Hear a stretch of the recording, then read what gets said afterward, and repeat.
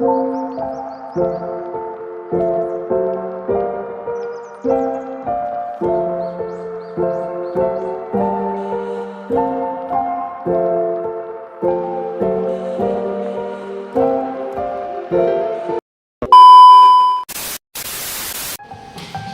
salam sejahtera bagi kita semua.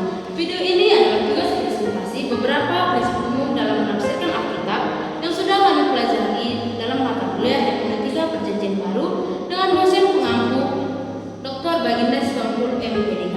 Dengan itu, saya Lara Syafitra Ritonang dengan NIM 24010117 semester 2 program studi Pendidikan Agama Kristen Fakultas Ilmu Pendidikan Kristen akan mempresentasikan prinsip hermeneutika Perjanjian Baru tersebut. Sebelum kita masuk dalam topik pembahasan, kita harus mengetahui dulu apa itu arti hermeneutika. Hermeneutika adalah ilmu tafsir untuk mencari tahu makna yang sebenarnya.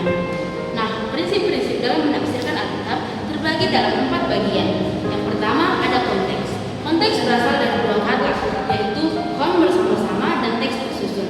Jadi, secara umum, konteks diartikan sebagai hubungan pikiran yang menyatukan sebagian atau dapat disebut konteks dekat dan keseluruhan tulisan atau disebut konteks jauh. Konteks juga dibagi dengan 4 bagian. Yang pertama ada konteks dekat, yang artinya beberapa ayat sebelum dan sesudahnya. Nah, contohnya 1 Matius 7 ayat 7 yang berisikan, mintalah maka akan diberikan kepadamu, carilah maka kamu akan mendapat, ketuklah maka pintu akan dibukakan bagimu. Penjelasannya, ayat ini sering diartikan seolah-olah segala hal yang diminta akan langsung dikabulkan. Namun, jika dibaca secara utuh dalam Matius 7 ayat 8-11, Yesus menjelaskan bahwa Allah sebagai Bapa yang baik tidak akan memberikan sesuatu yang diberikan kepada anak-anaknya.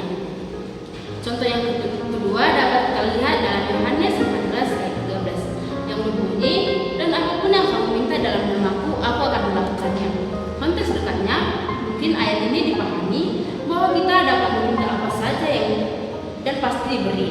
Namun, dalam Yohanes 14 ayat 12-13, Yesus menjelaskan bahwa permintaan itu harus sesuai dengan kehendaknya dan dalam konteks misinya, yaitu untuk menyatakan kemuliaan Allah. Yang kedua ada konteks jauh, artinya beberapa perikop dengan perikop, pasal dengan pasal, kitab dengan kitab, bahkan perjanjian lama dengan perjanjian baru, sebelum dan sesudah secara keseluruhan. Contohnya dapat kita lihat dalam Kisah Para Rasul 1-2, pencurahan Roh Kudus.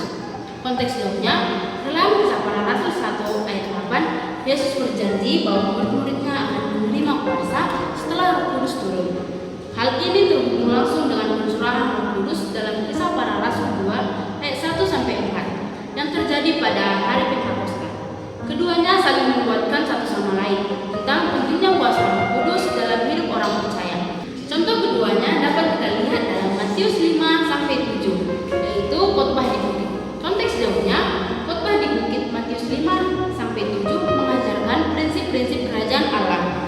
Banyak perikop dalam bagian ini saling terkait, seperti ajaran tentang kasih musuh dalam Matius 5 ayat 43-44, doa Bapa kami dalam Matius 6 ayat 9-13, dan ajaran tentang tidak khawatir dapat dilihat dalam Matius 6 ayat 25-34.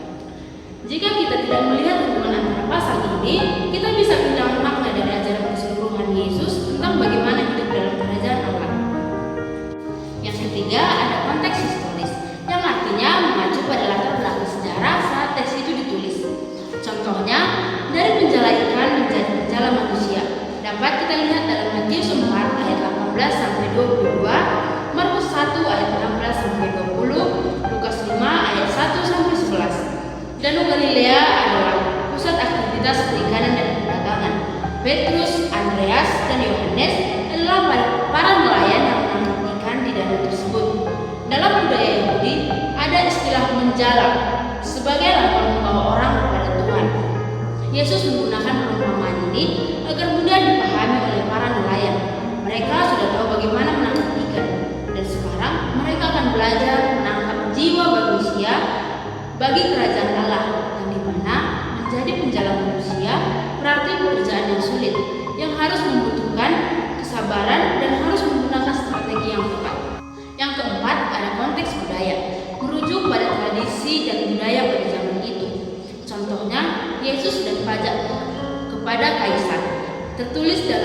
Matius 22 ayat 15 sampai 22. Makna dalam konteks budayanya yaitu pajak dalam budaya Yahudi dan Romawi.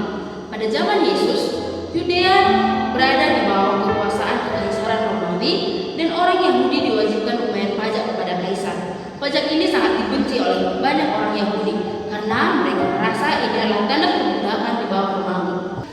Denarius dan simbol kekaisaran. Mata uang yang digunakan untuk pajak adalah denarius dan memiliki gambar Kaisar Tiberius dan tulisan yang menyatakan bahwa ia adalah anak dewa. Bagi orang Yahudi yang sangat menentang penyembahan berhala, memiliki koin ini bisa dianggap sebagai tindakan yang tidak pantas secara agama. Prinsip yang kedua yaitu tidak menafsirkan ayat Alkitab yang justru bertentangan dengan ayat lain. Artinya, setiap ayat harus dipahami dalam terang seluruh Alkitab. Jika suatu ayat tampak bertentangan dengan ayat lain, maka harus dipahami dalam konteks keseluruhan wahyu Allah. Contohnya yaitu Yesus datang membawa damai versus Yesus datang membawa perpecahan. Dalam Lukas 2 ayat 14, Yesus menyatakan bahwa dia membawa damai, tetapi dalam Matius 10 ayat 34 sampai 36, Yesus sendiri berkata bahwa dia datang untuk membawa perpecahan. Kedua ayat ini tampak bertentangan, namun sebenarnya Yesus membawa damai kepada mereka yang percaya, sedangkan bagi yang menolaknya tentu kehadirannya justru membawa perpecahan. Contoh yang kedua, apakah dosa diwariskan atau tidak? Dosa diwariskan. Roma 5 ayat 12, sebab itu sama seperti dosa telah masuk ke dalam dunia oleh satu orang dan oleh dosa itu juga maut. Demikianlah maut telah menjalar kepada semua orang karena semua orang telah berbuat dosa. Dosa tidak diwariskan dapat dilihat dalam Yesekiel 18 ayat 20. Anak tidak akan turut menanggung kesalahan ayahnya dan ayah tidak akan turut menanggung kesalahan anaknya. Penjelasannya, Paulus berbicara tentang matuk dosa yang diwariskan dari Adam, sedangkan Yesekiel menekankan bahwa setiap orang bertanggung jawab atas dosanya sendiri. Yang ketiga yaitu mampu membedakan teks deskriptif dan didaktif. Yang pertama ada teks deskriptif, yaitu bagian Alkitab yang menggambarkan peristiwa yang terjadi tanpa secara langsung dan tidak berulang-ulang, dan tentunya tidak terjadi pada masa sekarang. Contohnya, Yesus menenangkan badai yang tertulis dalam Markus 4 ayat 39 yang berbunyi, ia pun bangun menghardik angin itu dan berkata kepada danau itu, diam, tenanglah, lalu angin itu reda dan danau itu menjadi teduh. Keterangannya, ayat ini menunjukkan kuasa Yesus atas alam. Perintahnya yang tegas serta perubahan tiba-tiba dari badai menjadi ketenangan menggambarkan otoritasnya sebagai anak Allah. Contohnya yang kedua, murid-murid diutus untuk melayani. Dalam Lukas 9 ayat 1-2 yang berbunyi, maka Yesus memanggil 12 muridnya lalu memberikan tenaga dan kuasa kepada mereka untuk menguasai setan-setan dan untuk menyembuhkan penyakit-penyakit. Dan ia mengutus mereka untuk memberikan kerajaan Allah dan untuk menyembuhkan orang. Keterangannya, Yesus secara langsung memberikan kuasa kepada murid-muridnya untuk mengusir setan dan menyembuhkan orang sakit dalam tugas pelayanan mereka. Yang kedua ada teks didaktif, yaitu ayat Alkitab yang mengandung ajaran, perintah, larangan yang harus diikuti masa sekarang. Contohnya, Matius 5 ayat 44. Tetapi aku berkata kepadamu, kasihanlah musuhmu dan berdoalah bagi mereka yang menganiaya kamu. Keterangannya, ayat ini berisi ajaran Yesus agar umatnya mengasihi musuh dan mendoakan orang yang menyakiti mereka. Contoh yang kedua yaitu Matius 6 ayat 33. Tetapi carilah dahulu kerajaan Allah dan kebenarannya, maka semua itu akan ditambahkan kepadamu. Keterangannya, ajaran Yesus yang mengutamakan pencarian kerajaan Allah sebagai prioritas utama hidup. Prinsip yang keempat yaitu teliti atau lihat siapa oknum yang berbicara. Yang pertama, Tuhan, Yesus Kristus dan Allah Bapa. Contohnya, Matius 16 ayat 6. Yesus berkata kepada mereka, berjaga-jagalah dan waspadalah terhadap ragi orang Farisi dan Saduki. Contoh yang kedua, Matius 22 ayat 37. Jawab Yesus kepadanya, kasihanlah Tuhan Allahmu dengan segenap hatimu dan dengan segenap jiwamu dan dengan segenap akal budimu.